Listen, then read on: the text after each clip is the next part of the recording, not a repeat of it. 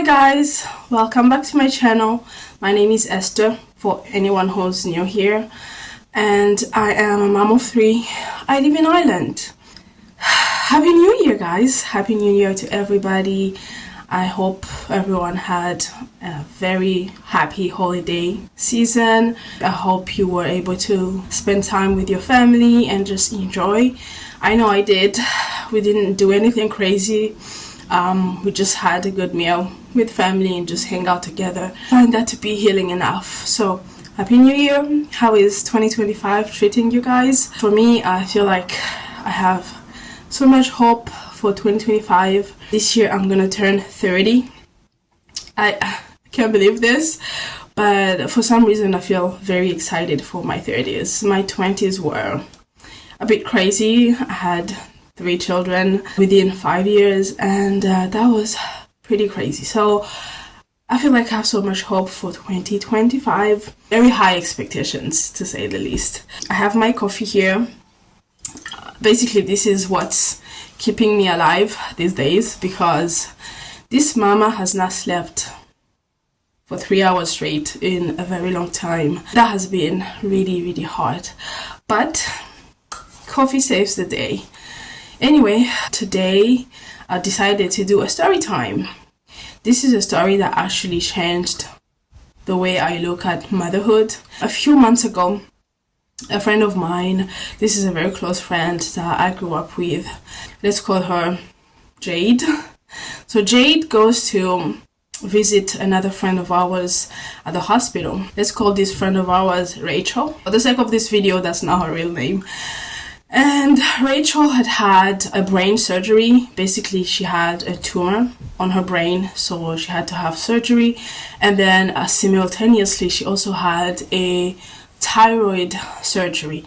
They literally had to do those 2 surgeries, very huge surgeries at the same time. So this girl was knocked out. Jade is a mother. She has 2 girls, and she was actually at that time pregnant as well. And then Rachel is also a mother. She's a mother of 4. So Jade goes to the hospital to see Rachel. They have shaved her hair, and she actually had her 5 months baby with her in the hospital. And already that sounds crazy, because after having that big of a surgery and then having a 5 months baby in the hospital I can only imagine how crazy that is. But she had requested to have her child. At that point, she had been in the hospital for a few weeks, just being prepped for the surgeries and for the doctors to make sure that she was ready for the surgeries. She told Jade that the hardest thing about this has been not being able to see her kids, just not being physically able to take care of her kids, and also not being able to take care of her youngest baby, like 5 months baby. That was really hard. She had her mother there and her sisters and brothers, so she had enough support. But as a mother, she said she felt so guilty.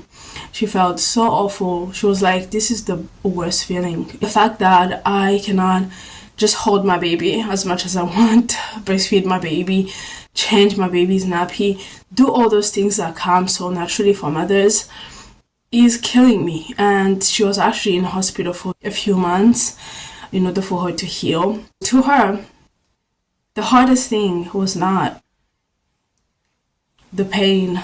I actually had to do my research and see how bad these surgeries are, and I came out running from Google because this is so bad. So for her to say that the hardest thing was just not knowing how her babies have slept, just was so hard for her. When Jade came out of that hospital, she was like, Esther, I just learned the biggest lesson of my life. Jade was pregnant at that time, and she also had 2 other children who were in preschool. And it's hard when you're pregnant and you have toddlers around the house. It can be so much on your body as a mother. She's also a working mom. She works a couple of days a week. She was like, I do complain a lot sometimes, because it's tiring. I'm tired every single day. But hearing Rachel tell me how horrible it feels to not be able to take care of your children just because your body is just failing you. You cannot do the simplest of things, just picking up your child and hold them in your hands, or changing your baby, just changing a nappy, or just being able to play and kiss your babies. All these things that we love to do. Is actually somebody who is in the hospital right now who's unable to do that. And here I am, you and I'm physically fine. Yes, I might be pregnant. I'm not pregnant, but somebody out there watching this video might be pregnant or going through whatever it is that you might be going through. And you just complain, you're like, oh my God, I'm so done. I'm done with these kids. I'm done with all the chores. I'm done with everybody calling my name, needing me for everything. But you know what? Somebody in the hospital would die to have the opportunity to just come home and cook a good meal for the children, and play with the children, and just do the simplest of things for their children. And I don't know why that struck me so much, because my last pregnancy was very hard, to say the least. It was really tough. And the whole entire pregnancy, I complained every single day. When Jade told me that, I actually sat down and I was like, oh my goodness, I can't even imagine being maybe in the hospital or in any kind of situation where I would not be able to physically care for my kids. That would kill me. That would kill me more than any pregnancy would ever kill me. So I was like, God, I'm so sorry. I'm sorry for complaining. I repent for all the complaints that I had when I was pregnant. I repent for all those words that I spoke when I was in pain and I was uncomfortable and I was just not happy to be in that situation. So this is probably a message for you as well. Maybe you are pregnant or you're a working mom. There's just a lot to do in the house. You feel like there's not enough hours in the day to be able to achieve all the things that you want to achieve, or whatever situation you could possibly be in. I just want you to practice gratefulness for 2025. This is my very first video for 2025. When I was reflecting on everything that has happened to me in 2024, something that stuck out the most was the way I was very just unhappy. When I found out that I was pregnant with my third, I felt like I'm done, I'm dead. Like, how am I gonna be able to do all this? And needless to say that I was not very thrilled, but I literally had to go down and be like, God, thank you for giving me the strength. I'm young. Regardless of what's going on in my body, I can still be able to care for my kids, cook for them, do all the things that we love to do. This 2025, my goal is to practice gratefulness.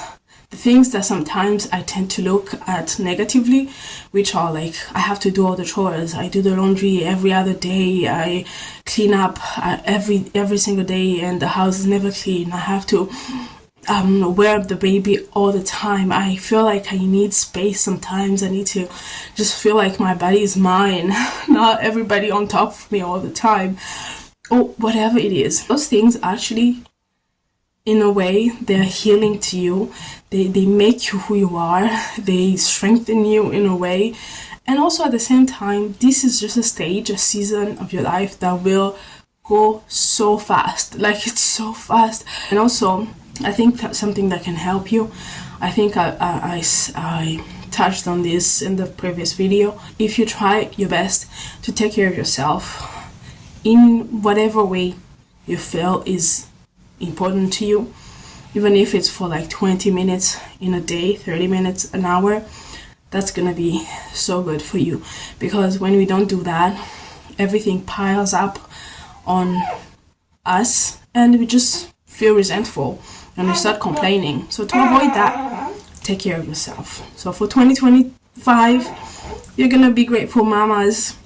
We're gonna find strength within ourselves and we're gonna go ahead to do great things. Just fast forward, Jade is fine now. She got out of the hospital, I think 1 month later. She was able to join her kids back home, and now she's healing and still home, but she just loves being home with her children. The hospital stay was miserable for her, but now she's happy, she's healing. That's a success story, at least. But this is for you, mamas out there. Let's be happy, let's be grateful for what we have. And if you're happy, your babies are happy as well. Don't forget to subscribe so that you can watch all my videos that I upload every single week. Bye.